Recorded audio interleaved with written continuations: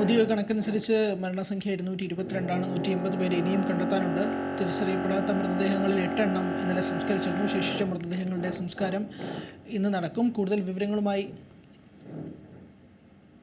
ജിൻസ് ചേരുകയാണ്. ജിൻസ്, പ്രത്യേകിച്ച് ഇപ്പോൾ വയനാട്ടിൽ സൈന്യം തീരുമാനിക്കും വരെ തെരച്ചിൽ നടത്തുമെന്നുള്ളതാണ് നമുക്ക് മനസ്സിലാക്കാൻ സാധിക്കുന്നത്. ഇപ്പോഴെന്തൊക്കെയാണ് വിശദാംശം? അത് നേരത്തെ സൂചിപ്പിച്ചതുപോലെ ഇന്ന് 6 മണിക്കൂറാണ് തെരച്ചിൽ ആരംഭിച്ചത്. 6 ശതമാനം നിലവിൽ പരിശോധന തുടങ്ങിയത്. ഇതിൽ 4 മൃതദേഹങ്ങൾ ഇന്ന് സംബന്ധിച്ചു. മുണ്ടക്കയിൽ നിന്നും അതുപോലെ തന്നെ തൊട്ടടുത്തുള്ള സ്ഥലത്ത് നിന്നും 4 മൃതദേഹങ്ങളായിരുന്നു കണ്ടെത്തിയത്. ഇന്ന് 4 മൃതദേഹങ്ങളാണ് കണ്ടെത്തിയത്. വെള്ളരിമല വില്ലേജ് ഓഫീസിന് സമീപത്ത് നിന്നും 2 മൃതദേഹവും അതുപോലെ തന്നെ തൊട്ട് താഴെയുള്ള മേഖലയിൽ നിന്ന് ഒരു മൃതദേഹം കിട്ടി. സ്ത്രീയുടെയും പുരുഷന്റേതാണെന്ന് തോന്നുന്ന മൃതദേഹങ്ങളാണ് കിട്ടിയത്. NDRF-ഉം ഫയർഫോഴ്സും നടത്തിയ തിരച്ചിലായിരുന്നു കണ്ടെത്തിയത്. എന്തായാലും നിലവിൽ ഈ മേഖലയിലെല്ലാം കേന്ദ്രീകരിച്ചുകൊണ്ട് തിരച്ചിൽ പുരോഗമിക്കുന്ന കാഴ്ചയാണ് നിലവിൽ കാണുന്നത്. അതോടൊപ്പം തന്നെ ഈ കിട്ടിയ മൃതദേഹങ്ങളിൽ ഇന്നലെ 8 മൃതദേഹങ്ങൾ തിരിച്ചറിയാനാവാത്ത മനുഷ്യ ശരീരങ്ങൾ ഇന്നലെ മറവ് ചെയ്തിരുന്നു. അതോടൊപ്പം തന്നെ ഈ മേഖലയിൽ ഇന്നും ഇതേപോലെ തന്നെ സംസ്കരിക്കാനുള്ള നടപടികൾ പൂർത്തിയായിരിക്കുകയാണ്. അതേസമയം ഔദ്യോഗികമായിട്ടുള്ള ഒരു മരണ സ്ഥിരീകരണം എന്ന് പറയുന്നത് 222 ഇതിൽ 97 പുരുഷന്മാരും 88 സ്ത്രീകളുമാണുള്ളത്. 37 കുട്ടികളും ഇതിലുണ്ട്. ഇനി ബന്ധുക്കൾ തിരിച്ചറിഞ്ഞ മൃതദേഹങ്ങൾ എന്ന് പറയുന്നത് 172 കണ്ടെത്തിയ ശരീരഭാഗങ്ങളുടെ എണ്ണം എന്ന് പറയുന്നത് 180 നിലവിൽ ഈ 222 മൃതദേഹങ്ങളും പോസ്റ്റ്മോർട്ടം ചെയ്തിരുന്നു. ഈ പോസ്റ്റ്മോർട്ടം ചെയ്ത ശരീരഭാഗങ്ങൾ മാത്രം 171 ഉണ്ട്. ജില്ലാ ഭരണകൂടത്തിന് കൈമാറിയ മൃതദേഹങ്ങളുടെ എണ്ണം എന്ന് പറയുന്നത് 71. എന്തായാലും നിലവിൽ ഈ മേഖലയിലെല്ലാം തിരച്ചിൽ പുരോഗമിക്കുകയാണ്. അതോടൊപ്പം തന്നെ ഈ തിരിച്ചറിയാനാവാത്ത ശരീരഭാഗങ്ങൾ നിലവിൽ മേപ്പാടിയിലെ കമ്മ്യൂണിറ്റി സെന്ററിലാണ് വെച്ചിരിക്കുന്നത്. ഇവിടെ നിന്നും ബാക്കിയുള്ള മൃതദേഹങ്ങൾ കൂടി ഇന്ന് സംസ്കരിക്കും എന്നുള്ളതാണ് നിലവിൽ മനസ്സിലാക്കുന്നത്. മേഖലയിൽ മഴ മാറി നിൽക്കുന്നുണ്ട്. അതുകൊണ്ട് തന്നെ തിരച്ചിൽ കുറച്ചുകൂടി ഊർജിതമാക്കിയിരിക്കുകയാണ്. യന്ത്രസാമഗ്രികൾ ഉൾപ്പെടെ ഈ മേഖലയുണ്ട്. റഡാർ സംവിധാനം ഉൾപ്പെടെ ഉപയോഗിച്ചുകൊണ്ടാണ് ഈ മേഖലയിൽ തിരച്ചിൽ പുരോഗമിക്കുന്നത്.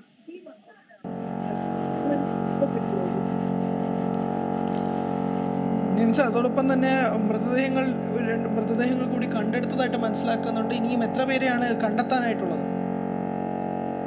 നേരത്തെ സൂചിപ്പിച്ചതുപോലെ സർക്കാർ സംവിധാനത്തിൽ പറയുന്നത് 200ഓളം മൃതദേഹങ്ങൾ ഇനിയും കിട്ടാനുള്ളതാണ്. അപ്പോൾ എത്ര പേർ ഈ അപകടത്തിൽ മരണപ്പെട്ടിട്ടുണ്ട്, അപകടത്തിന് മണ്ണിടിയിലായിട്ടുണ്ട് എന്നുള്ള കാര്യത്തിൽ ഔദ്യോഗികമായിട്ടുള്ള ഒരു സ്ഥിരീകരണം ഉണ്ടായിട്ടില്ല. നിലവിൽ റേഷൻ കാർഡ് അതുപോലെ തന്നെ മറ്റു സംവിധാനങ്ങളെല്ലാം ആശാ വർക്കർ മറ്റു സംവിധാനങ്ങളെല്ലാം ഉപയോഗപ്പെടുത്തിക്കൊണ്ട് നിലവിൽ കണക്ക് ശേഖരിക്കുന്നതേ ഉള്ളൂ. പക്ഷേ എന്നാണ് സർക്കാർ സംവിധാനം പറയുന്നത്. പക്ഷേ ഔദ്യോഗികമായി എത്ര പേർ ഇതിൽ മരണപ്പെട്ടിട്ടുണ്ടെന്നോ അപകടത്തിൽപ്പെട്ടിട്ടുണ്ടോ എന്നുള്ള കാര്യത്തിൽ യാതൊരു വ്യക്തതയില്ല. പക്ഷേ 1500ഓളം ആളുകളെ ഈ മേഖലയിൽ നിന്നും മാറ്റിപ്പാർപ്പിച്ചിട്ടുണ്ട്. 17 ക്യാമ്പുകളാണ് നിലവിൽ ഈ മേപ്പാടിയിലുള്ളത്. ഇതിൽ 10,000ഓളം ആളുകളെ മാറ്റി പാർപ്പിച്ചിരിക്കുന്നു എന്നുള്ളതാണ് നമുക്ക് മനസ്സിലാക്കുന്നത്. അതോടൊപ്പം തന്നെ കേന്ദ്ര വനമന്ത്രിയുടെ ഒരു സ്റ്റേറ്റ്മെന്റും കൂടി വന്നിട്ടുണ്ടായിരുന്നു. അനധികൃത കയ്യേറ്റവും ഖനനവും മൂലമാണ് ഇതെന്ന് സംബന്ധിച്ച് സംസ്ഥാന സർക്കാർ അതിനൊരു വിശദീകരണം അല്ലെങ്കിൽ ഒരു മറുപടി പറയാനുള്ള സാധ്യതയുണ്ടോ? നിലവിൽ അത്തരത്തിലുള്ള ഒരു സന്മാർശനം മുദ്രം എന്ന് തോന്നുന്നില്ല. എന്തായാലും പക്ഷേ മറ്റുള്ള കാര്യങ്ങളെല്ലാം തന്നെ പ്രതികരിക്കാൻ സാധ്യതയുണ്ട്. ജിൻസ്, അതോടൊപ്പം തന്നെ ഇന്ന് വയനാട്ടിൽ ഒരു മഴ സാധ്യത കാണുന്നില്ല. അത് പ്രത്യേകിച്ച് തിരച്ചിൽ നടക്കുന്ന സമയത്ത് പ്രത്യേകിച്ച് എന്തൊക്കെ രീതിയിലായിരിക്കാം? കാരണം മഴ ഒഴിഞ്ഞു നിൽക്കുന്ന ഒരു സാഹചര്യം കൂടി ആയ സ്ഥിതിക്ക് തിരച്ചിൽ കുറച്ച് ദുഷ്കരമാകാതെ മാറുന്ന ഒരു സാഹചര്യം കൂടി ഉണ്ടല്ലോ. തീർച്ചയായും. പക്ഷേ ദുഷ്കരം എന്ന് പറയുമ്പോഴും മഴ മാറി നിൽക്കാത്തത് മൂലം ഈ മണ്ണിൽ നിന്നും ഇതെടുക്കുന്നത് കുറെ ഒരു താൽക്കാലിക കാര്യമാണ് എന്നുള്ളതാണ് മനസ്സിലാക്കുന്നത്. അതേസമയം മാറി നിൽക്കുന്ന സമയത്ത് ഡ്രോൺ ഉൾപ്പെടെയുള്ള റഡാർ സംവിധാനം ഉപയോഗപ്പെടുത്തി ഈ മേഖലയിൽ തിരച്ചിൽ നടത്താനാകും എന്നുള്ളതാണ് എടുത്തു പറയേണ്ടത്. മേഖലയിൽ ഏകദേശം 35 ഹിറ്റാച്ചികളാണ് കൊണ്ടുവന്നിരിക്കുന്നത്. അതുപോലെ തന്നെ മറ്റ് JCB ഉൾപ്പെടെയുള്ള സംവിധാനങ്ങൾ ഉപയോഗപ്പെടുത്തിയിട്ടുണ്ട്. റഡാർ സംവിധാനം ഉപയോഗപ്പെടുത്തിക്കൊണ്ട് മണ്ണിന് എത്രയോ അടിയിൽ താഴെയുള്ള ശരീരഭാഗങ്ങൾ കണ്ടെത്താൻ കഴിയും എന്നുള്ളതാണ് ഇപ്പോൾ മനസ്സിലാക്കുന്നത്. അതോടൊപ്പം തന്നെ ഈ ദൗത്യസംഘം നേരിടുന്നൊരു പ്രതിസന്ധി എന്ന് പറയുന്നത് ഈ സംഭവം ഉണ്ടായ സ്ഥലത്ത് നിന്നും ഏകദേശം ചാലിയാറിലേക്ക് 40 കിലോമീറ്റർ ഉണ്ട്. ഈ 40 കിലോമീറ്ററിനിടയിൽ 8 പോലീസ് സ്റ്റേഷനുകളാണുള്ളത്. ഈ 8 പോലീസ് സ്റ്റേഷനുകളുടെ പരിധിയിൽ വരുന്ന പുഴകളിലാണ് നിലവിൽ പരിശോധന നടത്തുന്നത്. അതോടൊപ്പം തന്നെ ഈ 8 മേഖലയിലേക്കും ആവശ്യമായിട്ടുള്ള NDRF അതുപോലെ തന്നെ ഫയർഫോഴ്സ്, വനം വകുപ്പ് ഉദ്യോഗസ്ഥർ തുടങ്ങിയ ആളുകളെ എല്ലാം തന്നെ ഇതിലേക്ക് കൊണ്ടുപോകുന്നുണ്ട്. പക്ഷേ ഇന്നലെയും മിനിഞ്ഞാന്നും എല്ലാമായി ഈ രക്ഷാപ്രവർത്തകർ ഇത്തരത്തിൽ കുടുങ്ങുന്നതായി നമുക്ക് ശ്രദ്ധയിൽപ്പെട്ടിട്ടുണ്ട്. നിരവധി ആളുകളാണ് ഇത്തരത്തിൽ ഈ മൃതദേഹം കണ്ടെത്താനായി തിരച്ചിൽ നടത്തുന്നതിനിടയിൽ ഇവർ ഒറ്റപ്പെട്ടു പോകുന്നത്. പല പ്രതിസന്ധി ഘട്ടങ്ങളാണ് നിലവിലുണ്ടാകുന്നത്. ഇന്ന് തന്നെ ഏകദേശം 14 ആളുകളെ രക്ഷപ്പെടുത്തുന്ന ഒരു സ്ഥിതിവിശേഷം ഉണ്ടായിരുന്നു. ഇന്നലെ രാത്രി മുതൽ ഈ മേഖലയിൽ തിരച്ചിൽ നടത്തിയവരാണ് ഈ മേഖലയിൽ ഒറ്റപ്പെട്ടു പോയത് എന്നുള്ളതാണ് നമുക്ക് മനസ്സിലാക്കുന്നത്. ഇതിൽ 14 NDRF-ഉം അതുപോലെ തന്നെ 14 NDRF-ഉം 4 സന്നദ്ധ സേവകരുമായിരുന്നു ഈ മേഖലയിൽ കുടുങ്ങിയത്. ഇവർ കണ്ടെത്തിയ മൃതദേഹം ആദ്യം ഹെലികോപ്റ്ററിൽ ലിഫ്റ്റ് ചെയ്തുകൊണ്ട് ബത്തേരിയിൽ എത്തിച്ചു. അതിനുശേഷം ഇത് മേപ്പാടിയിലേക്ക് കൊണ്ടുപോയി പിന്നീട് ഇവരെ രക്ഷിക്കുന്ന ഒരു സാഹചര്യമായിരുന്നു ഉണ്ടായിരുന്നത്. പക്ഷെ ഈ മേഖലയെല്ലാം ചെങ്കുത്തായ ഒരു സാഹചര്യം ആയതുകൊണ്ട് തന്നെ ചെങ്കുത്തായ മലകളാണ്.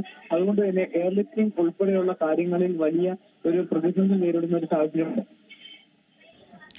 അതോടൊപ്പം തന്നെ L3 നിലയിലുള്ള ദുരന്തമായി പ്രഖ്യാപിക്കണമെന്ന സംസ്ഥാന സർക്കാരിൻ്റെ ആവശ്യം പ്രത്യേകിച്ച് കേന്ദ്രത്തോടുള്ള വീണ്ടും ആവശ്യപ്പെടുമെന്ന് മനസ്സിലാക്കാൻ സാധിക്കുന്നു. കേന്ദ്രത്തിൻ്റെ നിലപാട് എങ്ങനെയായിരിക്കാനാണ് സാധ്യത? പ്രത്യേകിച്ച് അങ്ങനെയാണെങ്കിൽ 75% തുക ഏകദേശം കേന്ദ്ര സർക്കാർ നൽകുമെന്ന് മനസ്സിലാക്കുന്നു. അപ്പോൾ ഈ ഒരു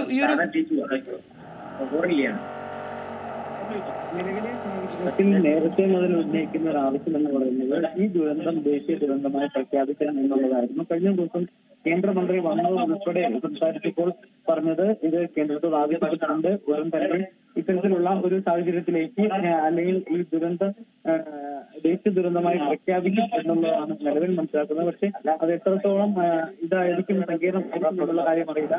നിലവിൽ നമുക്ക് മനസ്സിലാക്കുന്നത് ഇത് ഔദ്യോഗികമായിട്ടുള്ള ഒരു കണക്ക് വ്യക്തമാവാത്ത സാഹചര്യത്തിലാണ് ഈ നിലവിലുള്ള നടപടി വൈകുന്നത് എന്നുള്ളതാണ് മനസ്സിലാക്കുന്നത്. എന്തായാലും നിലവിൽ ഈ മേഖല കേന്ദ്രീകരിച്ചുകൊണ്ട് എത്രയും പെട്ടെന്ന് ഇവർക്ക് സന്നദ്ധ ഉൾപ്പെടെ പുനരധിവാസം ഉൾപ്പെടെയുള്ള കാര്യങ്ങൾ ചെയ്യേണ്ടതുണ്ട്. എന്തായാലും അത്തരത്തിലുള്ള കാര്യങ്ങൾ കൂടി നിലവിൽ ചർച്ച ആവുന്ന സാഹചര്യമുണ്ട്. ശരി ജിൻസ്, വ്യക്തമാണ്. എന്തായാലും L3 നിലയിലുള്ള ദുരന്തമായി പ്രഖ്യാപിക്കണമെന്ന് കേന്ദ്രത്തിനോട് സംസ്ഥാന സർക്കാർ വീണ്ടും ആവശ്യപ്പെടും. രക്ഷാപ്രവർത്തനം തുടരുകയാണ്. മഴ മാറി നിൽക്കുന്നു എന്നത് സംബന്ധിച്ചാണ് നിലവിലത്തെ ആശ്വാസകരമായ കാര്യം. എന്നാൽ മഴ സംഭവിക്കാനുള്ളൊരു സാധ്യതയും കൂടി നമ്മൾ തള്ളിക്കളയാൻ സാധിക്കുന്നില്ല. എന്തായാലും രക്ഷാപ്രവർത്തനം തുടരുകയാണ്. വയനാട്ടിൽ നിന്ന് ജിൻസാണ് വിവരങ്ങൾ നൽകിയത്.